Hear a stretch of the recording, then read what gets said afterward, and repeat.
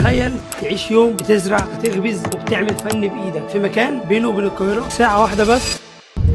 وصلنا المنصوريه، The Egyptian countryside. وهي منطقه ريفيه في محافظه الجيزه ومشهوره بالاراضي الزراعيه، بس دلوقتي بقى فيها اماكن بتخليك تعيش حياه الريف المصري. والنهارده زرنا واحده من المزارع دي اللي كل حاجه فيها معتمده على الطبيعه. هنا كل حاجه معموله من الطبيعه، حتى البيوت معموله من الطينه، البيبان معموله من الخشب، وحتى الكراسي معموله من جريد النخل، وده عشان يعيشك اجواء الريف المصري. أنا أم صحصح. إحنا بنعمل في القرية دي عيش وبنعمل فطير وعسل أبيض وعسل أسمر وجبنة. لو أنت عاوز مشويات بتتعمل المشويات. اجمل حاجه هنا في المكان ان انت بتعمل العجين بايدك، ومش بس العيش اللي بتعمله، يا لهوي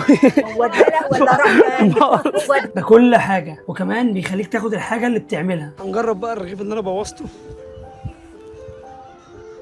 لا، العيش هنا طعمه جامد. وهنا كان بيعلمني ازاي اطلع النخل. قلت لك انا شاي وانت مش مصدقني. وانا مصطفى حسن، ودي كانت تجربتي في الريف المصري. واكتبوا لي في الكومنتات ايه تاني ممكن نجربه.